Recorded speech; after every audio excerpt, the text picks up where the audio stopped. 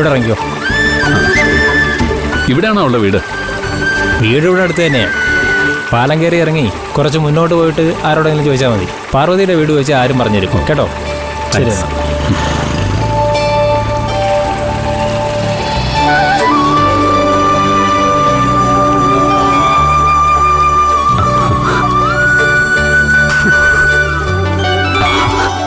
നല്ല സ്ഥലം. എന്ത് ഭംഗി ഈ നാട് കാണാൻ. സുന്ദരമായി ഈ നാട്ടിൽ ജനിച്ചു വളർന്ന പാർവതി സുന്ദരി ആയില്ലെങ്കിലേ അത്ഭുതമുള്ളൂ.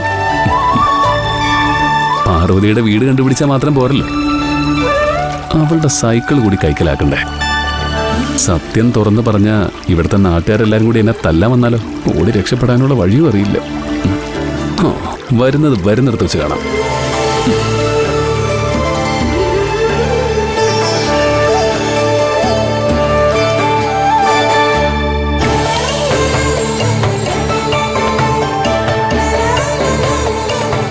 അവളുടെ വീട്ടിലെത്തിയ എങ്ങനെയെങ്കിലും അവളുടെ സൈക്കിൾ എടുത്ത് മുങ്ങണം.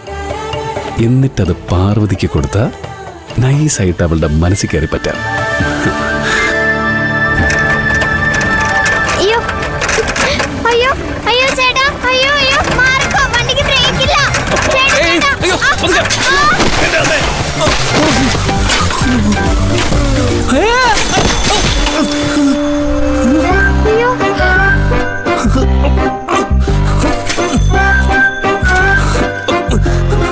മോൾ എന്താ ഈ കാണിച്ചത്? നോക്കിയൊക്കെ വരണ്ടേ?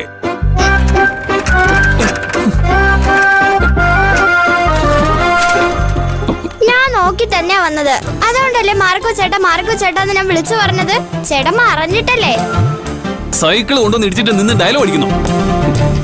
കുട്ടി ആയതുകൊണ്ട് ഞാൻ വെറുതെ വിടുന്നു. മുതിർന്നവരെ വല്ല ആയിരുന്നെങ്കിലേ കാണായിരുന്നു. കൂടുതൽ സംസാരിക്കാതെ പോവാൻ നോക്കേട്ടാ, ഞങ്ങൾക്ക് ക്രിക്കറ്റ് കളിക്കണം. നിങ്ങൾ ആള് കൊള്ളാമല്ലോ. എന്നെ സൈക്കിൾ ഇടിച്ചിട്ടിട്ട് ഒരു കൂസലും ഇല്ലല്ലോ ആർക്കും. എന്തെങ്കിലും പറ്റുമെന്ന് പോലും ചോദിക്കുന്നില്ല. ക്രിക്കറ്റ് കളിക്കണോ അത്രേ? കുട്ടികളായി പോയി, അല്ലെങ്കിൽ നിങ്ങളുടെ ചെവി ഞാൻ പൊന്നാക്കിയാണ്. ചേട്ടൻ കുറെ നേരമായല്ലോ ഞങ്ങള് കുട്ടികളെന്ന് വിളിക്കുന്നു. കാണാൻ ഞങ്ങള് കുട്ടികളായിരിക്കും, പക്ഷേ ഈ നാട്ടില് പല കാര്യങ്ങൾ തീരുമാനിക്കുന്നതും നടത്തുന്നതും ഞങ്ങളാ. വിശ്വാസം വരുന്നില്ലെങ്കിലേ ആരോടെങ്കിലും പോയി ചോദിച്ചു നോക്ക്. ഈ നാട്ടിലെ കാര്യങ്ങളൊക്കെ തീരുമാനിക്കുന്നത് നിങ്ങളായിരിക്കും അല്ലേ? മുട്ടേന്ന് വിരിഞ്ഞിട്ടില്ലല്ലോ.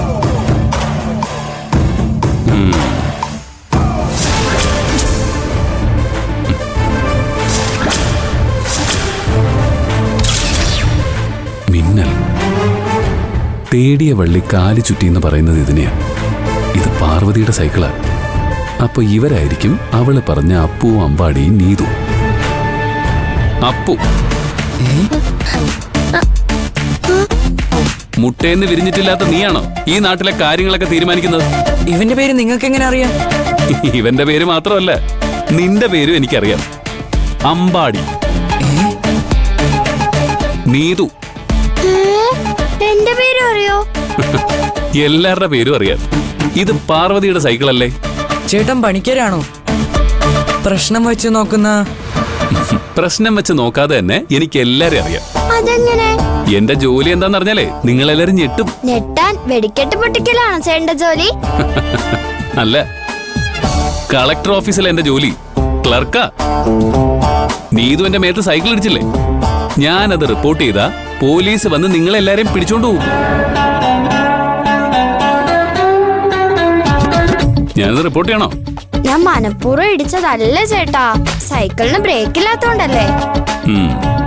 തൽക്കാലം ക്ഷമിച്ചിരിക്കുന്നു. ഞങ്ങളുടെ പേരെങ്ങനെയാ മനസ്സിലായത്? അത് പറ. കളക്ടർ ഓഫീസിലെ ജോലി ചെയ്യുന്ന ആളെന്തിനാ ഇവിടെ വന്നത്? നിങ്ങളെ കാണാൻ തന്നെ. ഞങ്ങളെ കാണാനോ? പാർവതി കളക്ടർക്ക് ഇടയ്ക്കിടയ്ക്ക് ഓരോ പരാതി അയക്കാറില്ലേ? ആ പരാതികൾ ഞാനാ കളക്ടർക്ക് വായിച്ചു കൊടുക്കാറ്. അതെന്താ കളക്ടർക്ക് വായിക്കാൻ അറിയില്ലേ? നിന്നെ പോലീസിനെ കൊണ്ട് പിടിപ്പിക്കും ഞാൻ. അയ്യോ ചേട്ടാ വേണ്ട. ആ കത്തുകളൊക്കെ വായിച്ചു കഴിഞ്ഞപ്പോ അത് അയച്ച പാർവതിയെ കുറിച്ച് വിശദമായിട്ട് അന്വേഷിക്കണമെന്ന് എനിക്ക് തോന്നി. എന്തിന്? കാരണമൊന്നുമില്ല, വെറുതെ അങ്ങനെ തോന്നി. അന്വേഷിച്ചപ്പോഴാ അവൾക്ക് നീതു എന്നും അപ്പു എന്നും അമ്പാടി എന്നും പേരുള്ള ഫ്രണ്ട്സ് ഉണ്ടെന്ന് മനസ്സിലായത്. പിന്നെ മിന്നൽ എന്ന സൈക്കിൾ കണ്ടപ്പോ അത് നിങ്ങളാണെന്ന് ഞാൻ ഉറപ്പിച്ചു. ഞാൻ പറഞ്ഞത് മുഴുവൻ ഈ പൊട്ടന്മാര് വിശ്വസിച്ചു. ഇനി എങ്ങനെയെങ്കിലും ഈ സൈക്കിളും കൊണ്ട് ഇവിടുന്ന് മുങ്ങണം. ഞങ്ങളെ കാണാൻ വന്നതെന്നല്ലേ പറഞ്ഞത്? എന്തിനാ ഞങ്ങളെ കാണാൻ വന്നത്? അത് ഞാൻ പറയില്ല, സീക്രട്ടാ. ഞങ്ങൾക്ക് കുഴപ്പം വരുന്ന കാര്യമാണോ? കുറച്ച് പ്രശ്നം തന്നെയാ. ശ്ശോ. പേടിക്കണ്ട, ഞാനില്ലേ, എനിക്ക് നിങ്ങളെ ഒരുപാട് ഇഷ്ടപ്പെട്ടു. അതുകൊണ്ട് നിങ്ങൾക്ക് ഒരു കുഴപ്പവും വരാതെ ഞാൻ നോക്കിക്കോളാം. ഇതും കൊണ്ട് ഇവിടെ നിന്ന് മുങ്ങാൻ എന്താ ഒരു വഴി? ഞാൻ സൈക്കിൾ ഓടിച്ചിട്ടേ കുറെ കാലമായി. ഈ സൈക്കിൾ കണ്ടപ്പോ കേറിയിരുന്ന് ഓടിക്കാൻ ഒരു ആഗ്രഹം. ഇത് പാറുന്റെ സൈക്കിളാ. ഇതിൽ ആരും കയറുന്നത് അവൾക്ക് ഇഷ്ടമല്ല. എന്നിട്ട് നീ കയറിയതോ? എന്നെ പോലെയാണോ ചേട്ടൻ? ദാ അവിടം വരെ ഓടിച്ചിട്ട് തിരിച്ചു വരാന്ന്. പറ്റില്ല, ഞങ്ങൾ സമ്മതിക്കില്ല. എന്നെ സൈക്കിൾ ഇടിച്ചത് ഞാൻ റിപ്പോർട്ട് ചെയ്താ പോലീസ് വരും. ചേട്ടൻ റിപ്പോർട്ട് ചെയ്തോ? പോലീസ് ഞങ്ങളെ പിടിച്ചോണ്ട് പോയാലും ഈ സൈക്കിളിൽ കയറാൻ ഞങ്ങൾ സമ്മതിക്കില്ല. ഇങ്ങോട്ട് തന്നെ മാറിപ്പോ. ശിവന്മാരുടെ ഒരു അടവും നടക്കും തോന്നില്ലല്ലോ. ഇനിയിപ്പോ എന്താ ചെയ്യാ? ചേട്ടൻ പോയി, ഞങ്ങൾക്ക് ക്രിക്കറ്റ് കളിക്കണം.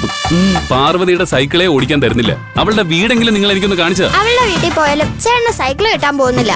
സൈക്കിൾ ചോദിക്കാനല്ല, പിന്നെ നാട്ടിലെ പ്രശ്നങ്ങളെ കുറിച്ച് കളക്ടർ ഓഫീസിലേക്ക് ദിവസവും പരാതി എഴുതി അറിയിക്കണമെങ്കിൽ അവൾ നല്ല ധൈര്യശാലിയായിരിക്കും. അത്രയും ധൈര്യശാലിയായ ഒരു മകളെ പെറ്റുപോറ്റിയ അച്ഛനമ്മമാരെ നേരിട്ട് കണ്ടൊന്ന് അഭിനന്ദിക്കാനാ. എന്നാ ഞങ്ങൾക്ക് ഓക്കെ, നേരെ പോയാ മതി. നേരെ പോയിട്ട് നേരെ പോയിട്ട് ഇടത്തേക്ക് തിരിഞ്ഞ് വീണ്ടും നേരെ പോയാൽ മതി. ഇതിലൂടെ പറ്റോ? എങ്ങനെയെങ്കിലും അവളുടെ വീട്ടിൽ പോയി സൈക്കിള് പൊക്കണം.